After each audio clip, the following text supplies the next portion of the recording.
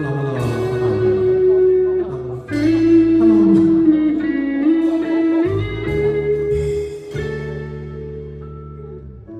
時我已習慣聽別人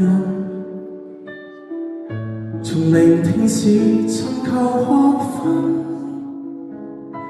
聽教學到為人，到今天生存的指引，怎麼對答，怎傳達是吸引，若那些答案總標準得萬能，臨睡前為何會問？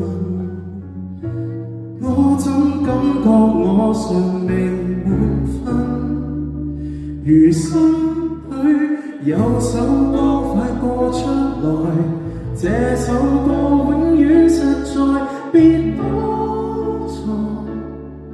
如不傾聽怎去自愛？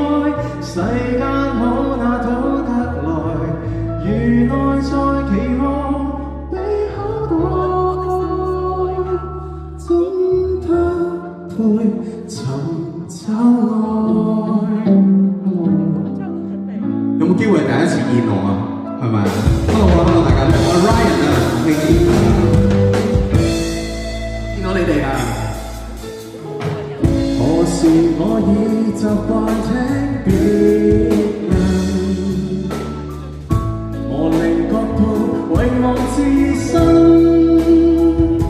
想領略要學會發問，哪款指針哪一種腳印，能陪我自信找方向感，愉快步行，沒那些答案。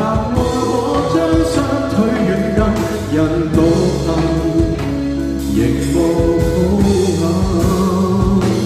錯的選擇我亦未求分，如心裏有首歌快唱出來，這首歌永遠自在，別多藏。如不公佈怎去自愛？世間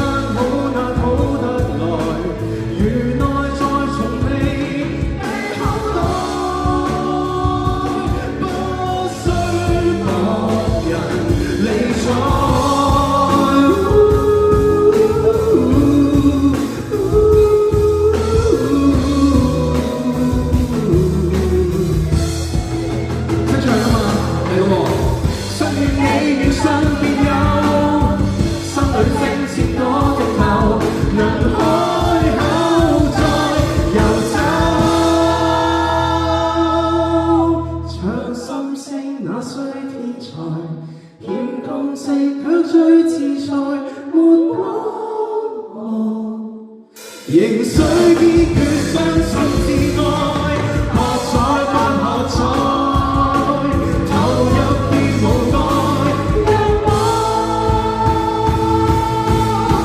想找到藍海。